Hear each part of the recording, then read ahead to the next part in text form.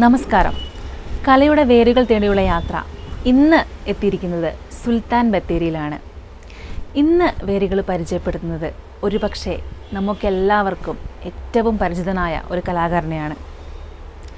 ഒരുപാട് വർഷങ്ങളായി സംഗീത ലോകത്തുള്ള, അതുപോലെ തന്നെ നിരവധി അവാർഡുകൾ ലഭിച്ച, നിരവധി സിനിമകൾക്കും ആൽബങ്ങൾക്കുമൊക്കെ സംഗീത സംവിധാനം നിർവഹിച്ച പൗലോസ് ജോൺസ് എന്ന PJ. അദ്ദേഹത്തിൻ്റെ സംഗീത ജീവിതത്തിലൂടെയുള്ള ഒരു യാത്രയാണ് ഇന്ന് വേരുകളിലൂടെ.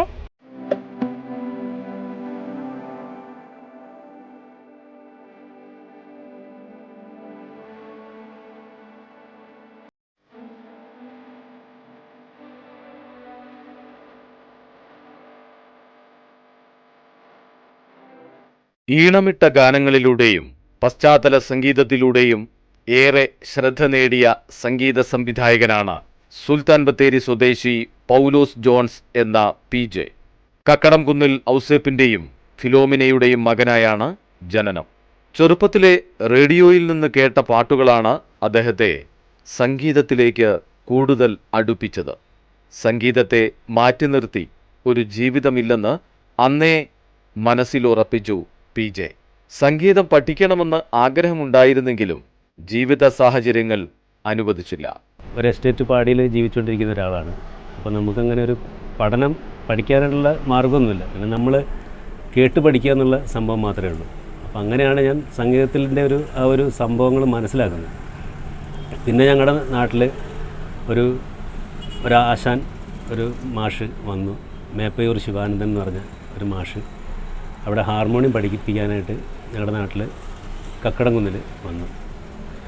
അവിടെ ആ മാഷ എന്നെ പരിചയപ്പെടുത്തുന്നത് ഞങ്ങളുടെ നാട്ടിൽ തന്നെയുള്ളൊരു നാരായണൻകുട്ടി എന്ന് പറഞ്ഞ ഒരാളാണ്. അങ്ങനെ ഞാൻ അവിടെ സംഗീതം പഠിക്കാൻ പോയി. സംഗീതം അവിടെ പഠിച്ചുകൊണ്ടിരിക്കുന്ന സമയത്ത് തന്നെ ഒരു 3-4 വർഷം പഠിച്ചു. എൻ്റെ ഒരു 13-14 വയസ്സുള്ള സമയത്ത് 3-4 വർഷം പഠിച്ചു കഴിഞ്ഞിട്ട് പഠിച്ചുകൊണ്ടിരിക്കുമ്പോഴാണ് എറണാകുളത്ത് നിന്ന് ഒരു ക്ലീറ്റസ് എന്ന് പറഞ്ഞൊരു മാഷ് വരുന്നത്. അദ്ദേഹം ഒരു തബലിസ്റ്റാണ്. യേശുദാസിനൊക്കെ തബല വായിച്ചിട്ടുണ്ട്. അദ്ദേഹം ഞങ്ങളുടെ നാട്ടിൽ കുറച്ച് ഇഞ്ചിയൊക്കെ നട്ടിട്ടുണ്ട്. അപ്പോൾ എന്നെ കണ്ടു കഴിഞ്ഞപ്പോൾ ഞങ്ങളുടെ വീട്ടിലിങ്ങനെ വെച്ചായിരുന്നു ക്ലാസ്, ഹിന്ദുസ്ഥാനി സംഗീതം.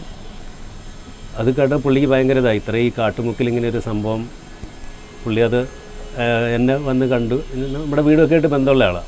അപ്പോൾ പറഞ്ഞാൽ നീ ഇങ്ങനെ പഠിച്ചിട്ട് ഇതുകൊണ്ടല്ല കാര്യം, നീ ഒരു കോളേജിൽ പോയി പഠിക്കണം. അന്ന് ഞാൻ 6ാം ക്ലാസ് പഠിത്തം നിർത്തിയതാണ്. അപ്പോൾ കോളേജിൽ ഇപ്പോൾ പഠിച്ചാൽ നിനക്ക് ഇതുകൊണ്ട് എന്തെങ്കിലും ഗുണം ഉണ്ടാവുള്ളൂ, മറ്റേത് ഇവിടെ പഠിച്ചു ഇവിടെ തീരുകയുള്ളൂ എന്ന് പറഞ്ഞു. അപ്പോൾ ഞാൻ പറഞ്ഞു, മാഷേ എനിക്ക് കോളേജിൽ പഠിക്കാനുള്ള വിദ്യാഭ്യാസമില്ല, ഞാൻ 6ാം ക്ലാസ് വരെ പഠിച്ചിട്ടുള്ളൂ. അങ്ങനെ പുള്ളി പറഞ്ഞു, അല്ലടാ വേറൊരു സംഭവമുണ്ട്, സ്വന്തമായിട്ട് 10ാം ക്ലാസ് എഴുതിയെടുക്കാം, പ്രൈവറ്റ് ഓവറേജിലായിട്ട് എഴുതിയെടുക്കാം. അങ്ങനെയാണ് ഞാൻ 10ാം ക്ലാസ് സ്വന്തം എഴുതിയെടുത്ത് അപ്പം സംഗീതത്തിലുള്ള അതിനോടുള്ളൊരു ആഗ്രഹം, ഒരാർത്തി. അങ്ങനെയാണ് ഞാൻ മ്യൂസിക് കോളേജിൽ സംഗീതം പഠിക്കാൻ പോകുന്നത്. RLV മ്യൂസിക് കോളേജിൽ 10ാം ക്ലാസ് പാസ്സായി കഴിഞ്ഞ് എനിക്കവിടെ അഡ്മിഷൻ കിട്ടി. അങ്ങനെ അവിടെ പോയാണ് ഈ സംഗീതത്തിൻ്റെ കുറേ മേഖലകൾ പഠിക്കാനും. എൻ്റെ ആശാൻ പഠിപ്പിച്ചത് തന്നെ ഉണ്ട്. ഞാൻ പഠിച്ചത് മേപ്പയൂർ ശിവാനന്ദ മാഷ് ഹിന്ദുസ്ഥാനി സംഗീതമാണ് പഠിപ്പിച്ചത്. പിന്നെ കർണാട്ടിക് സംഗീതവും അതിൻ്റെ കൂടെ തന്നെ വെസ്റ്റേണും, അങ്ങനെ കുറേ സംഗീത ശാഖകൾ നമുക്ക് പരിചയപ്പെടാൻ സാധിച്ചു. അന്ന് ക്ലീറ്റസ് മാഷ് പറഞ്ഞ് വിട്ടതുകൊണ്ട് അദ്ദേഹം തന്നെയാണ് എനിക്ക് ഫോമൊക്കെ മേടിച്ച് അയച്ചു തന്നത്. അങ്ങനെ ഒരിക്കലും ഞാനവിടെ പഠിക്കാൻ പോകുമ്പോൾ എനിക്ക് കയ്യിൽ അത്രയും ഒരു അവസ്ഥയിലായിരുന്നു. അപ്പോൾ പോകാനുള്ള വഴിച്ചെലവിന് മാത്രമുള്ള പൈസയുള്ളൂ. പിന്നെ ഒരു ഫൈറ്റിങ്ങാണ്. ഇപ്പോഴും അത് നടത്തിക്കൊണ്ട് തന്നെ ഇരിക്കുന്നു.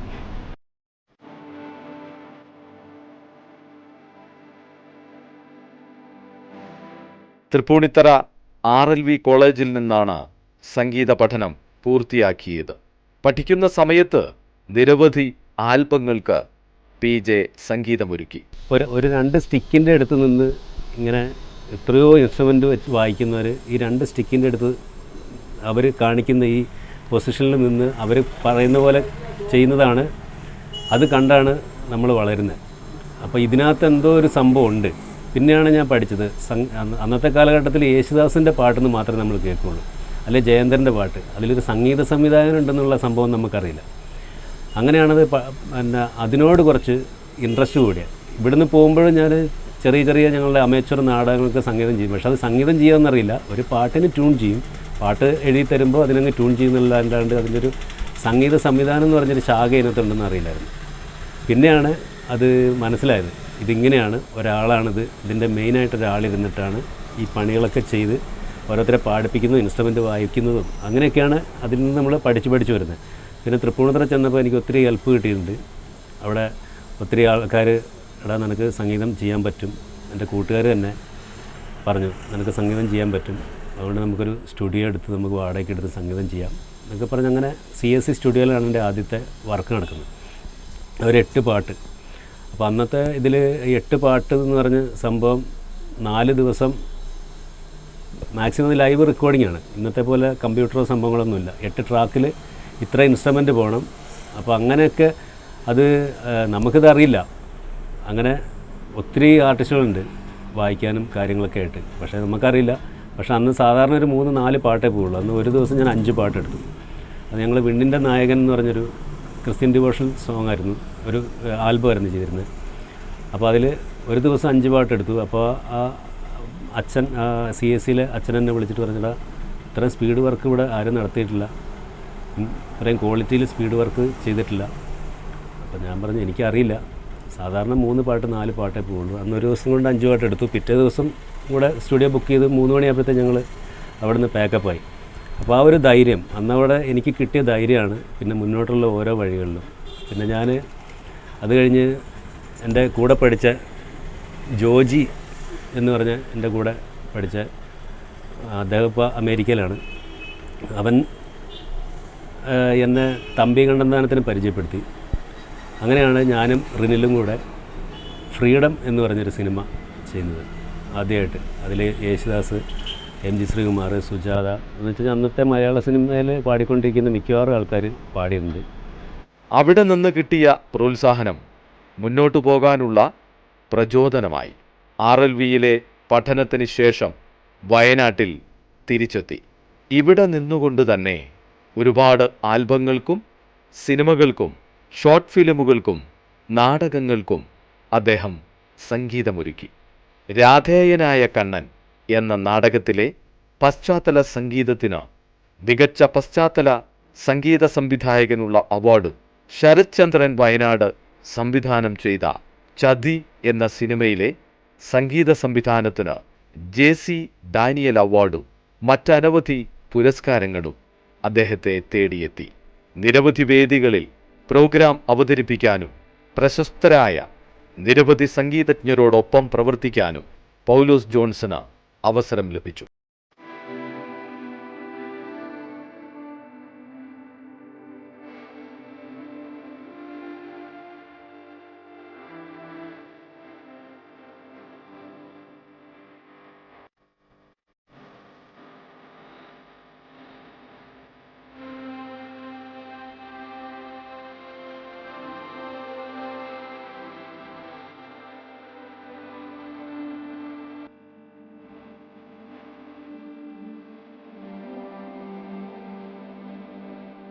നമ്മളിവിടെ നിന്ന് ആരാധിക്കുന്ന പല ആൾക്കാരും ഇപ്പം എന്തായാലും നമ്മൾ ചെറുപ്പം തൊട്ട് കേട്ട് വളർന്ന് പാട്ട് കേട്ട് വളർന്നു വന്ന ആളാണ് ദാസേട്ടൻ, ജയേന്ദ്രേട്ടൻ, MG ശ്രീകുമാർ, ഇങ്ങനെയുള്ള ഒത്തിരി ആൾക്കാരുടെ കൂടെ എനിക്ക് വർക്ക് ചെയ്യാൻ സാധിച്ചു.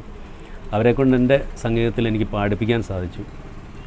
എന്തോ ഭാഗ്യമോ എൻ്റെ പ്രയത്നമോ എന്തോ എനിക്കറിയില്ല, എന്നാലും അതൊരു ഭാഗ്യമായിട്ട് എനിക്ക് കാണുന്നുണ്ട്. പലപ്പോഴും ഞാൻ ഇവരെയൊക്കെ പാടിപ്പിക്കാൻ ആദ്യമായിട്ട് പോകുമ്പോൾ സത്യം പറഞ്ഞാൽ പേടിച്ച് തന്നെയാണ് പോയിരുന്നത്. കാരണം നമ്മൾ പറയുന്നത് അതുപോലെ അവർക്ക് മനസ്സിലാവുമോ? പക്ഷേ ഇവരുടെ അടുത്തൊക്കെ വർക്ക് ചെയ്യാൻ നമുക്ക് സുഖമാണ്, കൂളായിട്ട് വർക്ക് ചെയ്യാം. അവരെ ആ എക്സ്പീരിയൻസ് നമുക്ക് ഷെയർ ചെയ്യാം. അതൊക്കെയാണ് എനിക്ക് കിട്ടിയ ഭാഗ്യങ്ങൾ. പിന്നെ ഞാനിപ്പോൾ ഒരു തമിഴ് സിനിമ ചെയ്യുന്നുണ്ട്, എൻ ശ്വാസമേ എന്നാണ് തമിഴിലെ പേര്. അത് എൻ്റെ മലയാള വേർഷൻ എൻ ജീവനെ എന്ന് പറഞ്ഞ് 2 വേർഷനിലാണ് ആ പടം ചെയ്യുന്നത്. അത് ഒരു ഡബ്ബിങ് പടമല്ല, അത് ഒരേ ഫ്രെയിമിൽ തന്നെ 2 ഭാഷ സംസാരിക്കുന്ന ഇതായിട്ടാണ് ആ പടം എടുത്തിരുന്നത്. ആ പടത്തിൽ ചെന്നൈയിൽ ഞാൻ ആദ്യമായിട്ട് റെക്കോർഡിങ്ങിന് പോയിട്ടുണ്ട്. സാധാരണ നമ്മൾ ഇപ്പോൾ സുജാത ചേച്ചിയുടെ ഒക്കെ വോയിസ് എടുക്കാൻ വേണ്ടിയിട്ട്, വിനീത് ശ്രീനിവാസൻ്റെ ഒക്കെ വോയിസ് എടുക്കാൻ വേണ്ടിയിട്ട് പോയിട്ടുണ്ട്.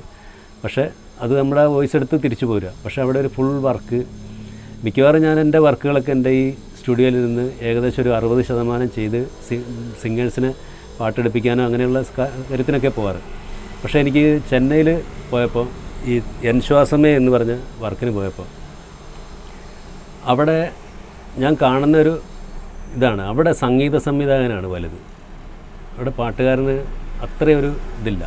റഹ്മാൻ സോങ്, ഇളയരാജ സോങ് അങ്ങനെ അവർ പറയുള്ളൂ. അപ്പോൾ അതിൻ്റെ ഡീറ്റെയിൽ അവർക്ക് കറക്റ്റായിട്ട് അറിയാം. പക്ഷേ ഇപ്പോഴൊക്കെ നമ്മുടെ നാട്ടിൽ അത് ഏകദേശമൊക്കെ എല്ലാവർക്കും മനസ്സിലായി വരുന്നുണ്ട്. പണ്ടത്തെ കാലത്ത് എൻ്റെയൊക്കെ ചെറുപ്പകാലത്തൊന്നും ആർക്കും അറിയില്ല. സാധാരണക്കാരന് അറിവുള്ളവനറിയാം. അപ്പോൾ അവിടെ ചെന്നപ്പോൾ ഉള്ള എക്സ്പീരിയൻസ് നമ്മൾ ഓർക്കും അവർ നമ്മളെ എടുത്ത് നമ്മളെ കളിയാക്കുകയാണെന്ന് തോന്നും. നമ്മൾ സംഗീത സംവിധാനം എന്ന് പറയുമ്പോഴത്തേക്ക് അവർ വന്ന് നമ്മുടെ കാലെ പിടിക്കുമ്പോഴത്തേക്കും നമുക്ക് അത്രയും ഒരു എക്സ്പീരിയൻസ് ഇല്ല. നമുക്ക് കാലെ പിടിക്കണമെന്നല്ല ഞാൻ പറയുന്നത്. അങ്ങനെയുള്ളൊരു കുറേ എക്സ്പീരിയൻസ് എനിക്ക് അവിടെ പോയിട്ട്. ഇപ്പോൾ എൻ്റെ പാട്ട് പാടിയത് തമിഴിൽ എൻ ശ്വാസമേൽ പാടിയേക്കുന്ന നമ്മുടെ ഉണ്ണികൃഷ്ണൻ സാറിൻ്റെ ഉത്തര ഉണ്ണികൃഷ്ണനാണ്, അദ്ദേഹത്തിൻ്റെ മോള്.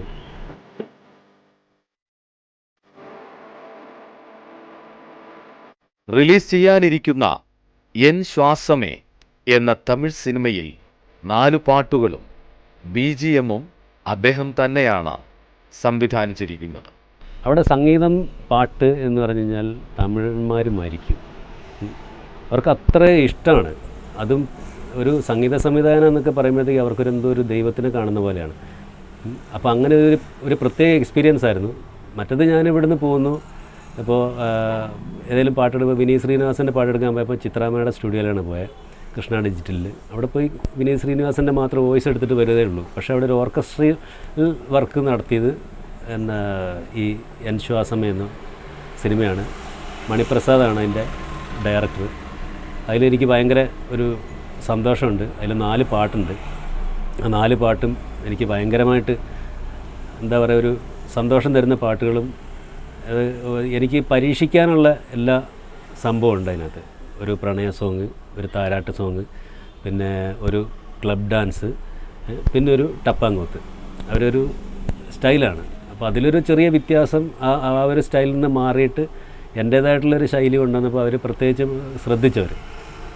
അവർ പറഞ്ഞു, സാർ ഇതൊരു വ്യത്യസ്തമായ ഒരു സ്റ്റൈലാണ്, ഇവിടെ എല്ലാവരും ചെയ്യുന്നതിൻ്റെ ഒരു സ്റ്റൈലിൽ നിന്ന് മാറിയൊരു സ്റ്റൈലാണ് ഞങ്ങൾക്ക് എന്നെ കേൾക്കാൻ പറ്റുന്നത്. എല്ലാവരും ഭയങ്കരമായിട്ട് നമ്മളെ പ്രോത്സാഹിപ്പിച്ചു. അപ്പോൾ അതിൻ്റെ കംപ്ലീറ്റ് വർക്കും കഴിഞ്ഞു. അതിൻ്റെ BGM ഞാൻ തന്നെയാണ്. എല്ലാ വർക്കും കഴിഞ്ഞു. ഇപ്പോൾ അത് റിലീസിന് തയ്യാറെടുത്തുകൊണ്ടിരിക്കുന്നു. പാട്ടുകൾ 4 തമിഴ് ZTV എടുത്തിട്ടുണ്ട്. അപ്പോൾ അത് തന്നെ നമുക്കൊരു സന്തോഷം. ആ 4 പാട്ടും അവരെടുത്തിട്ടുണ്ട്. അപ്പോൾ എന്തോ എനിക്ക് ഒന്നാമത് നമ്മൾ ചെറുപ്പം തൊട്ട് തമിഴ് സിനിമയോട് അത്രയധികം ഇഷ്ടമുണ്ട്. നമ്മളെപ്പോഴും കാണുന്നത്, കൂടുതലും ചെറുപ്പത്തിലൊക്കെ കാണുന്നത് ഇവിടെ നമ്മുടെ ബത്തേരി തിയേറ്ററിലൊക്കെ വരുന്ന കൂടുതലും തമിഴ് സിനിമയാണ്. അപ്പോൾ അതിനോടുള്ളൊരു താല്പര്യമുണ്ട്. ഒരിക്കലും എനിക്ക് അങ്ങനെ ഒരു പ്രതീക്ഷ ഇല്ലായിരുന്നു. നമുക്ക് ഇവിടുന്ന് പോയി തമിഴ്നാട്ടിൽ പോയിട്ടൊരു സിനിമ ചെയ്യാമെന്ന് പറയുമ്പോൾ നമുക്കത് ഭയങ്കര ഒരു സ്വപ്നം മാത്രമായിരുന്നു. പക്ഷെ അത് എനിക്ക് സാധിക്കാൻ പറ്റി. അതിനകത്ത് SVK പ്രൊഡക്ഷൻസ്, അതിൻ്റെ പ്രൊഡ്യൂസേഴ്സ്, അതിൻ്റെ ഡയറക്ടേഴ്സ്, അവരോടെല്ലാം എൻ്റെ നന്ദിയുണ്ട്.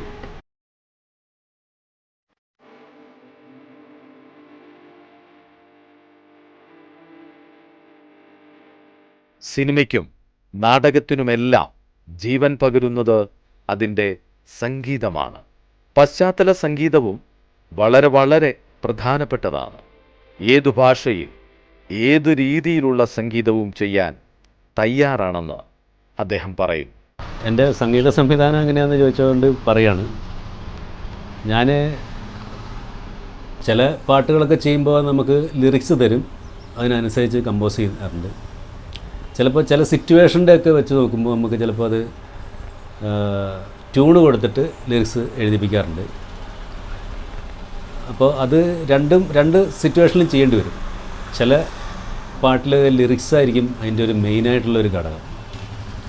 ഇപ്പോൾ ഞാൻ ചെയ്ത ചോപ്പ് എന്ന് പറഞ്ഞ പടത്തിലെ മനുഷ്യനാകണം എന്ന് പറഞ്ഞ പാട്ട് കമ്പോസ് ചെയ്ത് ഞാനാണ്. ചോപ്പ് സിനിമ മ്യൂസിക്കും അതിൻ്റെ BGM ഒക്കെ ഞാനാണ് ചെയ്തത്.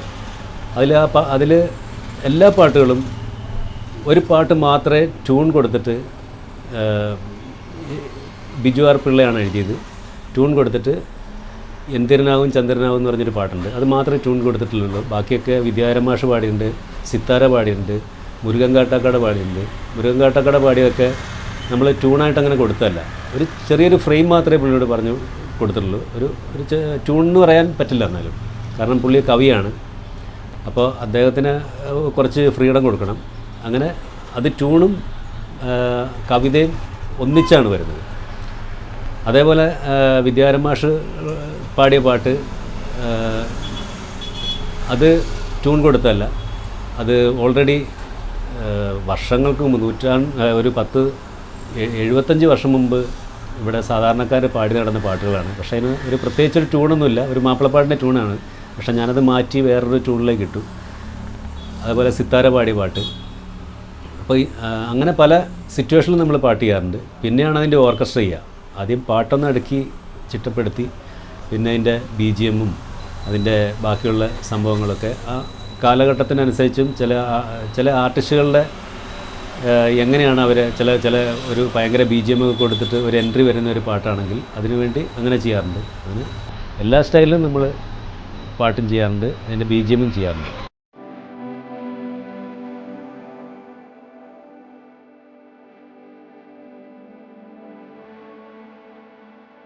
നമ്മൾ മാനസിക ഗുരുക്കളായിട്ട് കാണുന്ന ആൾക്കാരൊക്കെ ഉണ്ട് സംഗീത സംവിധാനത്തിൽ. അതിൽ ഒരാളെ പ്രത്യേകിച്ച് പറയാൻ പറ്റില്ല. പക്ഷേ ചെറുപ്പത്തിലൊക്കെ ജോൺസൺ മാസ്റ്റർ പാട്ടും ഇളയരാജയുടെ പാട്ട്, അല്ലെങ്കിൽ ഒത്തിരി രവീന്ദ്രൻ മാഷ പാട്ട്, ബാബുക്കാൻ്റെ പാട്ട് എല്ലാം ഇഷ്ടമാണ്. അത് പല മൂഡിലാണ് നമ്മൾ കേൾക്കുന്നത്. ചിലപ്പോൾ രാത്രി ഉറങ്ങാൻ കിടക്കുമ്പോൾ ചിലപ്പോൾ ഒരു ബാബുക്കാൻ്റെ പാട്ടൊക്കെ കേട്ടിങ്ങനെ ഉറങ്ങുക, ജോൺസൺ മാഷ പാട്ട് കേട്ടിറങ്ങും. ചിലപ്പോൾ ഒരു ടപ്പാങ്കൂത്ത് സ്റ്റൈലിലുള്ള പാട്ട് നമ്മൾ സന്തോഷം വരുമ്പോൾ അങ്ങനെ കേൾക്കാറുണ്ട്. എല്ലാ സ്റ്റൈൽ പാട്ടുകളും ഞാൻ ഇവിടുന്ന് ഞാൻ എറണാകുളത്ത് ഞാൻ തിരിച്ചു വന്നിട്ട് ഞങ്ങൾക്കൊരു ബാൻഡ് ഉണ്ടായിരുന്നു, വയൻസ് എന്ന് പറഞ്ഞ ബാൻഡ്. ആ ബാൻഡിൽ ഞങ്ങൾ വെസ്റ്റേൺ പാട്ടുകൾ മാത്രമാണ് എടുത്തിട്ടുള്ളത്. ഞങ്ങൾക്കൊരു ബാൻഡ്, പക്ഷേ അത് പലരും പല വഴിക്ക് പോയതുകൊണ്ട് ഓരോ സ്ഥലത്താണ്, ഒരാൾ UK അങ്ങനെ ഞങ്ങളുടെ ബാൻഡ്. അതിലിപ്പോൾ ഞാനും അരവിന്ദേട്ടനും മാത്രമേ ഉള്ളൂ. രവീന്ദ്രരാജ എൻ്റെ സഹോദരനെ പോലെ അത്രയും സ്നേഹമുള്ളൊരു കൂട്ടുകാരനാണ്. അദ്ദേഹത്തിൻ്റെ എൻ്റെ പല വർക്കിലും പാടിയിട്ടുണ്ട്, ചോപ്പിൽ പാടിയിട്ടുണ്ട്, അങ്ങനെ പല സിനിമയിലും പാടിയിട്ടുണ്ട്. ഒന്നും ഈ നാട്ടിൽ അധികം ആൾക്കാർക്ക് അറിയുന്നുണ്ടോ എനിക്കറിയില്ല. അപ്പോൾ അന്ന് എനിക്ക് വെസ്റ്റേൺ ആയിട്ട് അത്രയും ബന്ധമില്ല. അപ്പം കുത്തിയിരുന്ന് പഠിക്കുകയാണ്.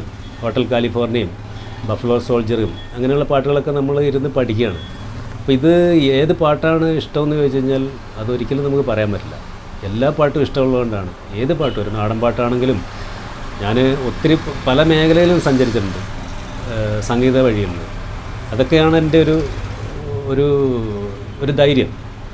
ഇപ്പോൾ ഉള്ള കുട്ടികൾക്കൊക്കെ ചെയ്തിട്ടുണ്ടോയെന്ന് അറിയില്ല. ബാലേക്ക് ഇത് ലൈവ് പോകണം, അതിൻ്റെ ഇടയ്ക്ക് ഡയലോഗും പറയണം.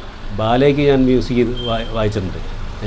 കഥാപ്രസംഗത്തിന്, വില്ലടിച്ചാൻ പാട്ടിന് എന്നില്ലാത്ത എല്ലാത്തിലും നമ്മുടെ ആ വഴിയായതുകൊണ്ട്, ഒരു ഇൻസ്ട്രുമെൻ്റ് പ്ലെയർ ആയതുകൊണ്ട് എല്ലായിടത്തിനും പോകണം. ഫോക്ക് ഡാൻസിന് ഇങ്ങനെയുള്ളതൊക്കെ വായിക്കുമ്പോൾ നമുക്കിതെല്ലാം നമ്മുടെ തലയിൽ കിടക്കും. അപ്പോൾ പെട്ടെന്ന് നമുക്ക് ഒരു പാട്ട് കമ്പോസ് ചെയ്യാൻ പറഞ്ഞു കഴിഞ്ഞാൽ നമുക്ക് പെട്ടെന്നൊന്നും ആലോചിക്കേണ്ടി വരില്ല. അതെന്താണ് അവർ ഉദ്ദേശിക്കുന്ന, ഒരു ഡയറക്ടർ നമ്മളോട് പറയുമ്പോൾ അവരെന്താണ് ഉദ്ദേശിക്കുന്നതെന്ന് നമുക്ക് പെട്ടെന്ന് നമുക്ക് പിടുത്തം കിട്ടും. നമ്മൾ ഒരു വഴിക്ക് തന്നെ പോയി കഴിഞ്ഞാൽ വേറെ വഴികൾ നമ്മൾ കാണില്ല. അപ്പോൾ നമ്മൾ പല വഴിക്കും അത് അന്നത്തെ സാഹചര്യത്തിൽ ഇങ്ങനെ വന്നുകൊണ്ട് നമുക്കത് പെട്ടെന്ന് ഉൾക്കൊള്ളാൻ പറ്റും. അപ്പോൾ ഡയറക്ടർ പറയുകയാണ് എനിക്ക് ഇന്ന കാലഘട്ടത്തിലെ ഒരു 70 കാലഘട്ടത്തിലൊരു പാട്ടാണ് വേണ്ടതെന്ന് പറയുമ്പോൾ നമുക്കതിൻ്റെ എന്തൊക്കെ ടോണ്, എന്തൊക്കെ ഇൻസ്ട്രുമെൻറ്റ് വേണമെന്ന് പെട്ടെന്ന് നമുക്ക് തിരിച്ചറിയാൻ പറ്റും. അതേപോലെ ഇപ്പോൾ ഒരു ന്യൂജൻ പാട്ട് വേണം, അതിനെന്തൊക്കെയാണ് ഇപ്പോഴത്തെ. അപ്പോൾ നമ്മളൊരു അന്വേഷണമാണ്. ഒരിക്കലും നമ്മളിങ്ങനെ ചെയ്തുകൊണ്ടേയിരിക്കുന്നു, നമ്മൾ സംഗീതത്തെ അന്വേഷിച്ചുകൊണ്ടിരിക്കുന്നു. ഇതുതന്നെയാണ് എനിക്ക് ഇത്രയും കാലത്തുള്ള ഒരു അറിവ്. അതിപ്പോൾ ഹിന്ദുസ്ഥാനിയാണോ, കർണാട്ടിക്കാണോ, വെസ്റ്റേൺ ആണോ, അറബിയാണോ, ഇസ്രായേലിയാണോ, ഏത് പാട്ട് വേണമെങ്കിലും നമ്മളൊന്ന് അതിൽ കൂടെയൊക്കെ നമ്മളിങ്ങനെ കേൾക്കുകയെങ്കിലും ചെയ്തു കഴിഞ്ഞാൽ നമുക്കത് പെട്ടെന്ന് നമുക്ക് ക്യാച്ച് ചെയ്യാൻ പറ്റും. അതേയുള്ള സംവിധാനത്തേക്ക് പുതിയതായിട്ട് വരുന്ന ആൾക്കാരോട് എനിക്ക് പറയാനുള്ളത്, നമ്മളെല്ലാം ഒരു പടിക്ക് മുമ്പേ അത് അറിഞ്ഞു വെക്കുക. എന്താണ് നമ്മൾ ചെയ്യാൻ, എന്ത് പറഞ്ഞാലും നമ്മൾ അത് അനുസരിക്കണം. കാരണം സംഗീതം എന്ന് പറഞ്ഞാൽ അതിന് ഭാഷയില്ല. നമ്മളിവിടെ സരിഗമപനിസ പറയുന്നുണ്ട്, വെസ്റ്റേണിൽ CDFGABC എന്ന് പറയുന്നുണ്ട്, ഇതൊക്കെ ഉണ്ട്. പക്ഷേ എന്നാൽ പോലും എവിടെ ചെന്നാലും നമുക്ക് കമ്മ്യൂണിക്കേറ്റ് ചെയ്യാൻ പറ്റുന്നത്. ഞാനിപ്പോൾ ചെന്നൈ ചെന്നിട്ട് എനിക്ക് തമിഴെന്ന് പറഞ്ഞൊരു സംഭവം അറിയില്ല. ഇതിൻ്റെ എൻശ്വാസമയുടെ ഓഡിയോ ലോഞ്ചിന് ഞാൻ പച്ച മലയാളമാണ് സംസാരിച്ചത്. കാരണം തമിഴ് പകുതി പറഞ്ഞ് എന്തെങ്കിലും ഇവിടെ വാക്ക് വ്യത്യാസം വന്നു കഴിഞ്ഞാൽ അത് എൻ്റെ പ്രസാദ് ലാബിലാണിത് ചെയ്ത് അവർക്കൊരു ബുദ്ധിമുട്ട് പറഞ്ഞാൽ ഞാൻ പറഞ്ഞാൽ പച്ചയായിട്ട് മലയാളമേ പറയുള്ളൂ. പക്ഷേ എനിക്ക് സംഗീതം എവിടെ ചെന്നാലും കമ്മ്യൂണിക്കേറ്റ് ചെയ്യാൻ പറ്റുന്നുണ്ട്. അത് ലോകത്ത് എവിടെ ചെന്നാലും നമുക്ക് കമ്മ്യൂണിക്കേറ്റ് ചെയ്യാൻ പറ്റും. അതൊരു വേൾഡ് ഭാഷയാണ് സംഗീതം എന്നാണ് എൻ്റെ വിശ്വാസം. PJയ്ക്ക് എല്ലാവിധ പിന്തുണയും നൽകി മകൻ ഫ്രാങ്ക്ലിൻ റൊമോ ജോൺസും അദ്ദേഹത്തിനോടൊപ്പം തന്നെയുണ്ട്. പാപ്പയ്ക്ക് എല്ലാം മ്യൂസിക്കാണ്, സംഗീതം സംഗീതം സംഗീതം അതാണ് മൊത്തം. അത് ചെറുപ്പം തൊട്ട് ഞാൻ കാണുന്നതാണ്. എന്താ പറയുക, അത് ഞങ്ങൾ താമസിച്ചുകൊണ്ടിരുന്നത് കല്ലുവയിലായിരുന്നു. കല്ലുവയിൽ ആ വീട്ടിൽ തന്നെയായിരുന്നു ഒരു സ്റ്റുഡിയോ സെറ്റപ്പാക്കിയിട്ട് അവിടെ നിന്നാണ് തുടങ്ങിയത്. പിന്നെ ഞങ്ങൾ ഇവിടേക്ക് വന്നു, പൂതിക്കാടേക്ക് വന്നപ്പോൾ ആണ് ഇവിടേക്ക് സ്റ്റുഡിയോ മാറ്റിയത്. പിന്നെ പറയുകയാണെങ്കിൽ ഇപ്പോൾ എനിക്ക് ക്ലാസ്സിലേക്കും സ്കൂളിലേക്കൊക്കെ പോകുമ്പോൾ എൻ്റെ അപ്പൻ എന്താ ചെയ്യുന്നതെന്ന് വെച്ച് കഴിഞ്ഞാൽ മ്യൂസിക് ഡയറക്ടറാണെന്ന് പറയാൻ എന്താ പറയുക ഒരു അഭിമാനമാണ്. പിന്നെ ഏതൊരു ഫങ്ഷനാണേലും അവാർഡിൻ്റെ ഫങ്ഷന് പോയാലും എന്നെയും എൻ്റെ അമ്മേനെയും കൂട്ടിയിട്ടാണ് പോവുക പപ്പ. കഴിഞ്ഞ പ്രാവശ്യം JC ഡാനിയൽ അവാർഡിന് പോയപ്പോഴും ഞാനും ഉണ്ടായിരുന്നു, എൻ്റെ അച്ഛമ്മയുണ്ടായിരുന്നു. അപ്പോൾ എവിടെ ചെന്നാലും എന്നെയും അമ്മേനെയും എപ്പോഴും ഒരു മുൻപന്തിയിലേക്ക് നിർത്തിയിട്ടായിരിക്കും പപ്പ ഉണ്ടാവുക.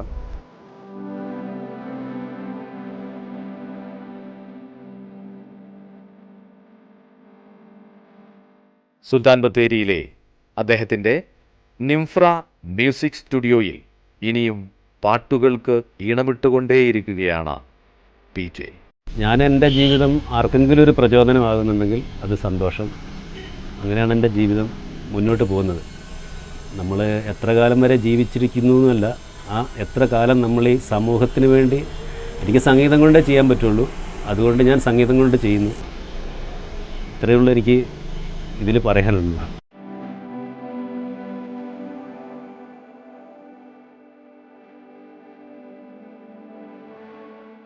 സംഗീതം തന്നെ ജീവിതമാക്കിയ, സംഗീതത്തെ ഏറ്റവും അഗാധമായി സ്നേഹിക്കുന്ന ഒരു കലാകാരനാണ് നമ്മുടെ PJ. ഒരുപാട് നല്ല വർക്കുകൾ അദ്ദേഹത്തിൻ്റെ സംഗീത സംവിധാനത്തിലൂടെ പുറത്തു വന്നിട്ടുണ്ട്. ഇനിയും അദ്ദേഹത്തിന് ഒരുപാട് പ്രേക്ഷക മനസ്സുകളിൽ തങ്ങി നിൽക്കുന്ന ഒരുപാട് നല്ല പാട്ടുകൾ ചെയ്യാനാവട്ടെ എന്ന് വേരുകൾ ആശംസിക്കുകയാണ്. അതുപോലെ തന്നെ നമ്മുടെ ജില്ലയിലെ ഒരുപാട് കുട്ടികളുണ്ട് ഇപ്പം സംഗീത രംഗത്തേക്കൊക്കെ വരുന്നത്. അപ്പം അവർക്കൊക്കെ അദ്ദേഹത്തിൻ്റെ പാട്ടുകൾ മികച്ച ഒരു പ്രചോദനമാകട്ടെ എന്ന് വേരുകൾ ആശംസിക്കുന്നു. വേരുകളുടെ അടുത്ത എപ്പിസോഡിൽ നമുക്ക് വീണ്ടും കാണാം.